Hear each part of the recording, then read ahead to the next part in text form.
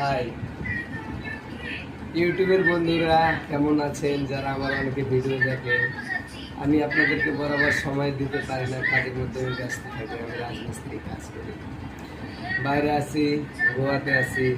কেমন আছেন আপনারা সবাই? একটু দোয়া করবেন আমার জন্য, এবং আমিও আপনাদের জন্য দিল মন খুলে আল্লাহর কাছে দোয়া চাইছি। আপনারা অনেক ভালো থাকেন, সুখে থাকেন। অবশ্যই আমার ভিডিওটাকে ফলো করবেন, লাইক কমেন্ট শেয়ার করবেন। যে একজন মানুষ শুধু একার জন্য বাঁচে না, নিজের ফ্যামিলির জন্য বাঁচে, নিজের মা ভাই বাচ্চাদের জন্য বাঁচে। আমরা দেশ থেকে প্রবাসে আসছি কিসের জন্য? শুধু কামাতে না, তাদের কিছু চাহিদা বা ইচ্ছা পূরণ করার জন্য আমরা আসি। শুধু শুধু আসিনি বাস। আমাদের আমাদের মন চায় না যে আমরা আসি, কিন্তু আমাদের ভিতরের অন্তর আমাদেরকে খিচে নিয়ে আসে। যে পুরুষ, যে এক নম্বর পুরুষ, সে কারো কখনো অপমান বরখাস্ত করবে না। দ্বিতীয় নম্বর কথা, সে কারো উঁচু গলা শুনবে না। তৃতীয় নম্বর, সে কারো কাছে কোনোদিন ছোট হবে না।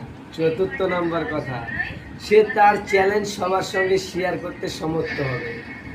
পঞ্চম নম্বর কথা, যে সেই পুরুষ যে নিজের জিদকে বজায় রাখে, সে জীবনে এগিয়ে যেতে পারবে।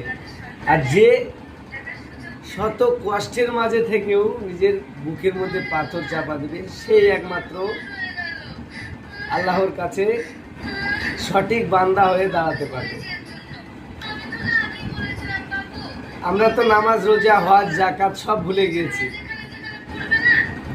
টাকা ভুলেছি কি? কেউ ভুলিনি। কিছু লাভ আছে বলেন? আপনার জীবনে, আমার জীবনে, আর 10 জনের জীবনে। তো একটা কথা দাদা, আমি আপনার না, আপনি আমার না, কিন্তু সকলের জন্য দোয়া আমরা চাইতে পারবো। সকলের ভালো চাইবো, কারোর জন্য বিদ্রোহ চাইবো না।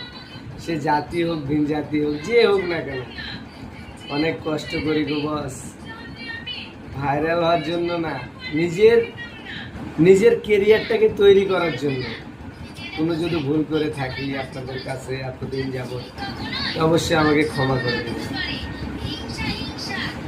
আপনাদের আশানে ভাইরাল হতে আসি, শুধু একটু জাস্ট মনের গল্প করবো বলে আপনাদের সঙ্গে থাকে হাসি। এই হাসি কিন্তু সবার মুখে থাকে না বস। শত দুঃখের মাঝেও হাসি থাকাটা জরুরি।